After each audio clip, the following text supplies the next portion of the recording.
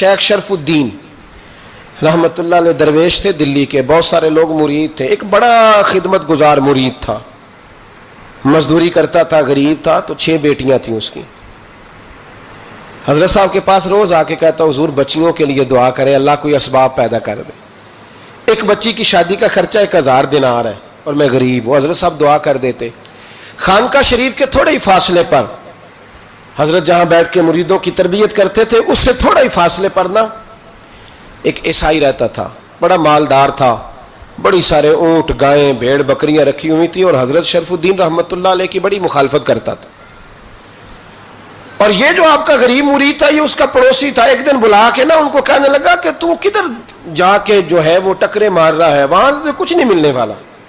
وہ تجھے کیا دیں گے جن کی خانقاہ خود چندے پہ چلتی ہے، مدرسہ چندے پہ چلتا ہے، مسجد چندے پہ چلتی ہے، تیری بیٹی کا معاملہ کہاں حل ہوگا؟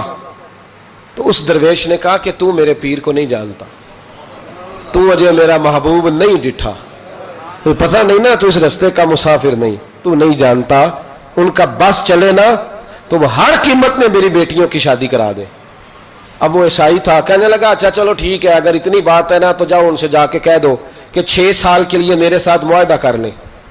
وہ میرے جانوروں کو چارہ ڈال دیا کرے، 6 سال ڈیوٹی کرے، میں 6000 دینار دے دیتا ہوں.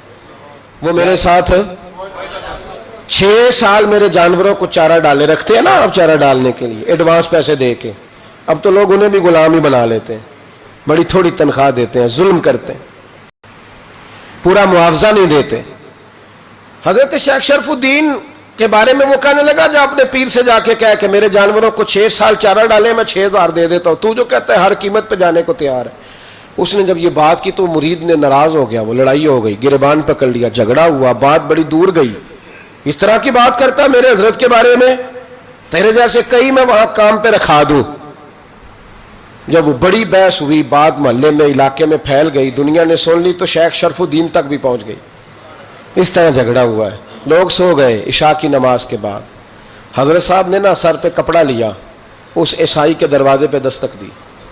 وہ باہر آیا، فرمانے لگے لوگ تو سوچ سمجھ کے ملازم رکھتے ہیں، تو نے بھی تو سوچ ہی لیا ہوگا، تبھی تو مجھے آفر کی ہے. تو اپنی آفر پہ قائم ہے؟ واقعی مجھے رکھ لے گا اور 6000 دینار دے دے گا؟ کہنے لگا جا بابا کام کر اپنا. فرمایا نہیں، تو نے اتنے لوگوں میں بات کی، اتنی بحث ہوئی، تو قائم ہے؟ کہنے لگا میں تو قائم ہوں، پر آپ نے نہیں قائم رہنا. فرمایا میں سوچ سمجھ کے آیا ہوں. اس نے کہا آپ ڈیوٹی کریں گے، بحثوں کو چارہ ڈالیں گے؟ فرمایا ایک شرط، بس جب اذان ہو جائے نا تو مجھے رب کی نماز پڑھنے کی اجازت دے دینا، باقی صبح و شام جو تو کہے گا. اگر اس غریب کی بیٹیاں بیائی جائیں تو مجھے اور کیا چاہیے؟ اس کی 6 بیٹیوں کا بوجھ ہے اس کے سر پہ، تو مجھے رکھ لے. اللہ اکبر. وہ کہنے لگا چلے پہ میرے ساتھ خط بندگی کر لیں. آج کل ہم اسٹام کرتے ہیں، اس زمانے میں خط بندگی ہوتا تھا، غلامی کا خط. قاضی شہر کے پاس، یعنی اس کا خیال تھا کہ چلو اسٹام کی بات کروں گا تو بھاگ جائیں گے. فرمایا چل میں تیار ہوں. قاضی تک گئے، طے ہو گیا، 6000 دینار دے دیے. حضرت نے مرید کو بلایا، فرمایا پتر یہ لے جا، جا میری بیٹیوں کو روانہ کر دے. کہنے لگا حضور یہ کیا کر رہے ہو آپ، کچھ سوچیں. فرمایا یار جب تجھے بیٹا بنا لیا تو پھر میری پوتیاں تو لگتی ہیں نا، میرا حق تو بنتا ہے نا، جا کے ڈیوٹی کر، ان کو بیاہ دے. بات پھیل گئی. بادشاہ بھی عقیدت مند تھا، وہ 12000 دینار لے کے پہنچا.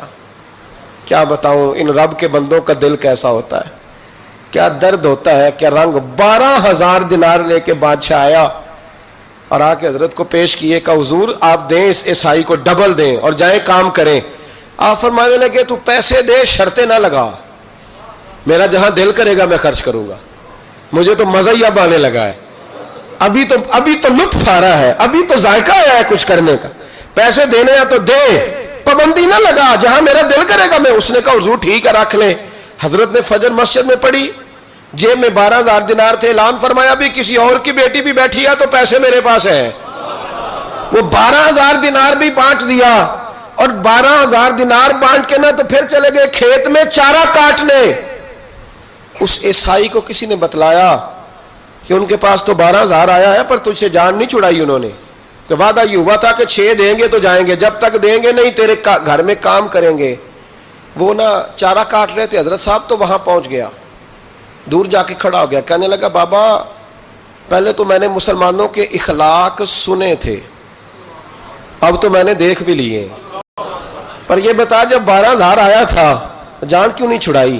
تو حضرت چارہ کاٹتے کاٹتے رو پڑے, فرمانے لگے تو نہیں نہ جانتا یہ بیٹیاں سانجی ہوتی ہیں, پتہ نہیں نا, میرے رسول پاک نے تو حاتم تائی کی بیٹی کے سر پہ کپڑا رکھ کے کہا تھا بیٹیاں برابر ہوتی ہیں, تو یہ نہیں پتا جب اس کی 6 بیٹیوں کی شادی ہوئی ہے میرے اندر روحانیت کتنی بڑی ہے. فرمایا پھر 12,000 آیا ہے تو 2-4 بچیاں پھر گئی ہیں, تجھے نہیں پتا میں اندر سے راضی کتنا ہوں, میں تیری نوکری کرتا رہوں گا, پتہ نہیں اللہ کتنی بیٹیوں کو بیاہ دے گا. اتنا رویا وہ عیسائی کے پیروں میں بیٹھ گیا, کہنے لگا بابا میں نے تیری مخالفت کی ہے پر تیرے قریب آ کے پتہ چلا ہے کہ تو بہت اونچے اخلاق کا مالک ہے, اور اگر تیرا یہ مقام ہے تو تجھے اخلاق سکھانے والے محمد عربی کی شان کتنی ہوگی, رسول اللہ کا انداز. تو اس طرح کر, مجھے کلمہ پڑھا, تو مجھے کلمہ پڑھا. کہا بابا پہلے تو میرے جانوروں کو چارہ ڈالتا تھا, اب جتنے لوگ تیری خانقاہ میں آئیں گے نا میں ان کے جوتے سیدھے کیا کروں گا, میں نوکری کروں گا, میں ہمارے بزرگوں نے نا اونچا اٹھ کے اونچا دیکھے نا حضرت